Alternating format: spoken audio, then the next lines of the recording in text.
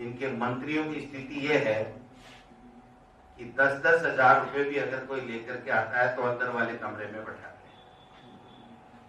तो आप समझ सकते हो कि इनकी हालात क्या है। इसलिए मैं एक ही बात कहना चाहता हूं, एक अच्छा तरीका इन्होंने ढूंढ रखा। जहां भी कांग्रेस का प्रधान दिखा, कोई और दिखा, नगर पालिका का चेयरमैन ढंग से काम कर रहा उसको हटा। 22 महीने के अंदर 22 नगर निकाय के चेयरमैनों को हटा दिया। अगला जुडिशियल इंक्वायरी से बरी होके आता है, दूसरे दिन ज्वाइन करता है, तीसरे दिन हटा देते हैं। नौर की हमारी चेयरमैन का ले लीजिए, हमारे पंचायत समिति के प्रधान लाडपुरा का ले लीजिए, बहाल हुआ, 22 कोर्ट ने बहाल किया, 2 दिन बाद में बिना नोटिस दिए दोबारा कर दिया। आज फिर तारीख थी, फिर हाई कोर्ट ने कहा कि आप मुझे ये बताइए वही जांच रिपोर्ट है जिसके आधार पे हमने यहां से इनको वापिस बहाल किया है, आपने दोबारा इसको कर दिया। कोई जवाब नहीं है इनके पास में। तो मैं समझता हूं कि ये सारा का सारा भरतपुर का चुनाव 2 साल बाद में भी करा नहीं पाए जिला परिषद का। गंगानगर का कितना देरी से कराया, 4 वोट आए इनके, 4 वोट, 39 में से 33 में से 4 वोट आए।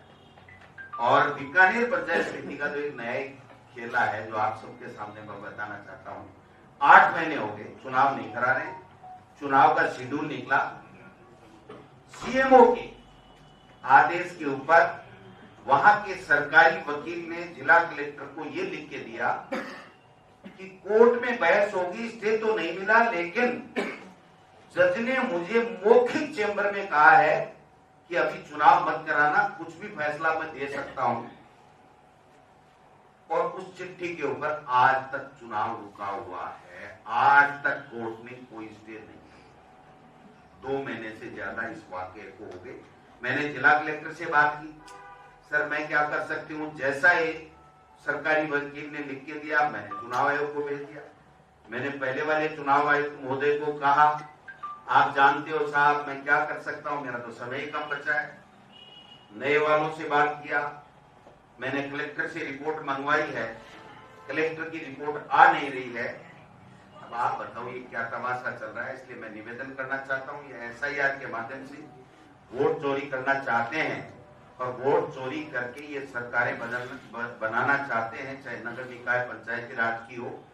लोकसभा में जैसे वोट चोरी करके बनाया, महाराष्ट्र हरियाणा में इन्होंने वोट चोरी करके बनाया। हमने पूरी कमर कस रखी है, इनका जवाब देंगे। हमने पूरे के पूरे 52,000 में से 51,000 बीएलए बना दिए, 1,000 बाकी हम 2 दिन के अंदर अंदर बना देंगे। हर बूथ के ऊपर हमारा बीएलए होगा। हम लोग 200 विधानसभा क्षेत्रों में 200 ऑब्जर्वर इस एसआईआर की मॉनिटरिंग के लिए, निगरानी के लिए, इनकी बेईमानी पकड़ने के लिए आज ही हम लोग लगा रहे हैं। वो सब लोग जाकर के वहां बैठेंगे और बैठने के बाद में इस एसआईआर में धांधली इनको नहीं करने देंगे। और वो एक कहावत है कि बकरे की मां कब तक खैर मनाएगी, एक दिन तो उसको कटना है। तो ये कब तक खैर मनाएंगे, पंचायती राज चुनाव, नगर निकाय चुनाव इनको कराने पड़ेंगे। और जिस दिन कराएंगे इनकी पोल सामने आ जाएगी, इनकी पोल खुल जाएगी और इनका नकाब उतर जाएगा कि जो ब्यूरोक्रेसी के माध्यम से तांडव नृत्य और भ्रष्टाचार का आलम इन्होंने चला रखा। क्या सर हार के डर से आप ये कहना चाह रहे हैं कि बीजेपी इलेक्शन नहीं करवाना चाहिए?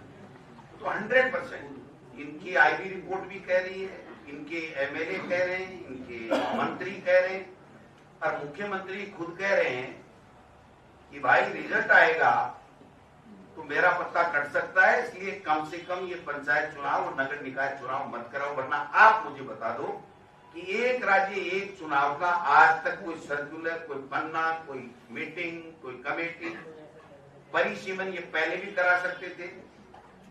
ओबीसी आयोग 2022 का फैसला है, ये सरकार आते ही करा देते तो ओबीसी आयोग की ओबीसी की गणना आ जाती। आज अगर चुनाव चल रहे होते या इन्होंने अधिसूचना जारी कर दी होती कि चुनाव हम करवा रहे हैं, राज्य सरकार ने चुनाव आयुक्त को अगर परमिशन, राज्य निर्वाचन आयुक्त को परमिशन देती होती तो आज ये एसआईआर नहीं होती। तो कड़ी से कड़ी जोड़ते हुए बेईमानी पहले दिन से थी और उस बेईमानी की पराकाष्ठा तब होगी जब इनके मंत्री उजूल बुजूल बयान देते रहे, नवंबर में करा देंगे, दिसंबर में करा देंगे, ये क्या अब क्या किस मुंह से आपके सामने जाएंगे, मेरे तो समझ में नहीं आ रहा। आप पूछना खर्रा साहब को, अविनाश गहलोत जी को, और एक वो मंत्री जी जो पंचायत राज के तो है लेकिन केवल सफाई के अलावा कोई बात नहीं करते, उनको पूछना कि आपके डिपार्टमेंट के पंचायत राज के चुनाव कब हो रहे हैं, कि वो क्या जवाब देते हैं, फिर उसके ऊपर हम भी हमारी प्रतिक्रिया छोटी मोटी दे देंगे। स्कूल के ड्रेस ड्रेस को लेकर जो नया सामान जारी किया, देखो आरएसएस का एक ही एजेंडा है, हिंदू मुस्लिम करो, धर्म की आड़ लेकर के दुष्प्रचार करो, और ऐसा शिक्षा मंत्री बनाओ जो शिक्षा की एबीसीडी नहीं जाने, ऐसा शिक्षा मंत्री बनाओ जो शिक्षा की बात ही नहीं करे। मैं एक बात कहना चाहता हूं दिलावर साहब को, आज विषय तो नहीं है लेकिन अब बोलना पड़ेगा। मैं पूछना चाहता हूं कि आप तो इनको छोड़ो, ये न तो ड्रेस बदल पाओगे, न फीस एक्ट की पालना करा पाओगे, न आप कैलेंडर ये करा पाओगे, कुछ नहीं करा पाओगे। आप तो जो विद्या भारती स्कूलें हैं ना, जो आरएसएस का एनजीओ है, उसकी जितने भी स्कूलें हैं, उन स्कूलों में छात्र शून्य के बराबर हो गए थे, ये बंद हो गई थी, तो सरकारी शिक्षा को मार करके उन बच्चों को वहां शिफ्ट करना चाहते हैं। मैं तो ये कहना चाहता हूं कि उस विद्या भारती स्कूलों में आप तो राजस्थान माध्यमिक शिक्षा बोर्ड की मान्यता है उनके पास में, उस राजस्थान माध्यमिक शिक्षा बोर्ड का पाठ्यक्रम लागू करवा लो, मैं तो आपको शिक्षा मंत्री मान रहा हूं। मैं कहूंगा बहुत जोरदार शिक्षा मंत्री है। आप अपने विद्या भारती की स्कूलें जो माध्यमिक शिक्षा बोर्ड के सिलेबस से चलती हैं, आपके राज्य सरकार के सिलेबस को वो फॉलो करती हैं, वो अपनी स्कूलों में उस सिलेबस को फॉलो ही नहीं करती। वो अपनी आरएसएस की पाठशाला अलग लगाती हैं, अलग पाठ्यक्रम है, अलग उनकी बुक्स है, और उसके आधार पर उसको ही नहीं कर सकते। प्राइवेट स्कूलों वाले की आप कैसे कह सकते हो कि ये ड्रेस होगी, टाई नहीं लगाओगे, जूते नहीं पहनोगे, वो खाकी नेकर पहनोगे, सफेद शर्ट पहनोगे, और एकदम गरीब से दिखोगे, ढंग के नहीं दिखोगे, अच्छे कपड़े नहीं पहन सकते, ये कोई बातें होती है? ये शिक्षा मंत्री का काम नहीं है। मैं भी रहा हूँ, हो सकता है मैं 5 साल नहीं रहा, ये 5 साल रह जाए पूरे, अच्छी बात है। लोटासरा जी, एक सवाल था मेरा जी, आपने कहा विद्या भारती के जो स्कूल है वो माध्यमिक शिक्षा बोर्ड से एफिलिएटेड है, जी, लेकिन वहाँ पर उसका पाठ्यक्रम फॉलो नहीं किया जाता। जी, ये कब से फॉलो नहीं किया जा रहा है? क्या इन 2 सालों में किया जा रहा है या पिछले 5 साल में भी ऐसे ही था? ये तो सदा से गड़बड़ करते हैं भाई साहब। तो आपकी सरकार के दौरान आपने कार्रवाई क्यों नहीं की क्या इन स्कूलों पर? जब आपकी सरकार थी पिछले और आप शिक्षा मंत्री थे, तब कार्रवाई क्यों नहीं की गई? अब तो हमने भी जांचे वांचे तो कराई थी, लेकिन ये पकड़ में आते कहाँ है, बदमाश लोग हैं। सर एक इन्होंने आदेश दिया है कि शुरुआत जो है पंचायती राज और बाकी विभागों में हाजिरी लगेगी और शुरुआत होगी राष्ट्रगान से, फिर समापन होगा राष्ट्रगीत से। ये कैमरा लगा के बैठेंगे सुबह से 9 बजे 10 बजे, और कैमरे में सारी स्कूलें प्रदेश की देखेंगे, प्राइवेट और सरकारी, और उसमें कोई टीचर नहीं दिखा उसकी हाजिरी पाएगी तो उसको सस्पेंड करेंगे। क्या ये संभव है? अगर किसी कारण से कोई आदमी प्रार्थना में नहीं गया या उसमें नहीं गया, वो अपने पाठ्यक्रम के लिए समय पे आए और अपना जो क्लास है वो पूरी ले, जो सब्जेक्ट है उसका पढ़ाए, यही तो आप तय कर सकते हो।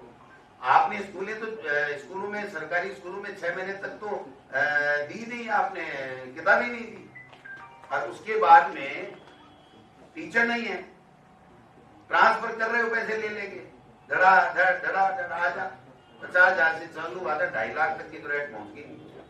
सर क्या है? एक सवाल मेरा भी है जी। कि जैसे आपने किताबों की बात कही है, तो अभी मदर दिलावर ने ये भी बोला है कि जो शैक्षणिक सत्र है उसको भी चेंज किया जा रहा है, उसके बारे में आप क्या कहेंगे? और वो बात किताबों इनके पिछले बयान पढ़ लो कि शीतकालीन अवकाश नहीं होगा, हुआ। पता नहीं क्या क्या इनके बयान हैं। शिविरा पंचांग मंत्री की सहमति से जारी होता है, उसके ऊपर ही बयान दे देते हैं कि ये लागू नहीं रहेगा। तो ये कुछ भी बयान देते हैं, कैसे होगा आप बताओ मेरे को? प्राइवेट स्कूल वाले तो फरवरी में ही वापिस एडमिशन ले लेते हैं। सीबीएसई का जो कैलेंडर अपना अलग कैलेंडर होता है, इनका कैलेंडर अलग होता है। कई दूसरे जो नेशनल कोई सिलेबस चलाते हैं, कोई पाठ्यक्रम चलाते हैं, उनका अपना होता है। बात है कि जो सेशन पहले 1 जुलाई से था उसे 1 अप्रैल से करने की बात कही जा रही है, ताकि बुक्स बच्चों को टाइम से मिले और वो वैकेशन। अभी अर्धवार्षिक परीक्षा हो रही है और स्कूलों में किताबें भी अभी भी नहीं है और टीचर नहीं है, उनका पूरा सिलेबस ही पूरा नहीं हुआ, उनका कोर्स ही पूरा नहीं हुआ, उसके बावजूद कह रहे हैं कि आप परीक्षा ले लो। तो पहले वो सोचें, अपने अधिकारियों से चर्चा करें और उसके बाद में अगर कोई बयान देते हैं तो उसको इम्प्लीमेंट कराएं। एक मंत्री का बयान सरकार का बयान होता है और एक मंत्री ऐसे हंसी मजाक करके दूसरों के ऊपर अनर्गल बयानबाजी करके और अगर अपनी बात कह करके निकल जाता है तो इससे हमारे स्टेट की बदनामी होती है और दूसरे प्रदेशों में हमें अच्छी दृष्टि से नहीं देखा जाता। इसलिए मेरी तो सलाह रहेगी, मैं उम्र में छोटा हूं लेकिन मेरी सलाह रहेगी कि पहले अधिकारियों से चर्चा करो। आप बताओ, आज मैंने देखा था एक पेपर में कि प्राइवेट स्कूलों के जो है वो कह रहे हैं हमसे कभी चर्चा ही नहीं हुई, ऐसे बम फोड़ दिया। सर, जयपुर हेरिटेज नगर निगम में करोड़ रुपए के घोटाले का सामना हुआ है। अब मेरे भाई आज SIR पे आ जाओ, सुनो तो सही। ये मदन दिलावर से मेरे को खींच लाते हैं। सर मेयर यादव पर आरोप है कि उन्होंने अपने PSO के नाम सरकारी जमीन पर बिना अफसर और सूचना के एक पट्टा जारी कर दिया। इसके साथ ही 5 अन्य लोगों के नाम पे भी कराया, लेकिन अभी तक न तो बीजेपी ने कोई कार्रवाई की, न सरकार की तरफ से कोई कार्रवाई हुई है सर, क्योंकि आपकी पूर्ववर्ती सरकार में आपकी पार्टी की मेयर को तो हटा दिया गया सर। ये तो हमारे तो दिए हुए पट्टे सारे फर्जी बता रहे थे, कितने जेल में गए पूछो तो सही इनको। ये वो कौन सा गलत है उसकी भी जांच वांच है, सोचिए करा के सबको जेल में दे रहे थे, कितने की गए। वर्तमान और मामले में मैं क्या 50 कहेंगे ही बता सकता हूँ, लेकिन मेरे मित्र ये तो भ्रष्टाचार के आखंड में डूबे हुए लोग हैं, इनके तो पोत अब खुलने लगे, क्योंकि इतने दिन तो ये तो हमको ही बम फेंक फेंक के चोर बेईमान पता नहीं खा गए ये करके, अब इनका पता लग रहा है कि ये तो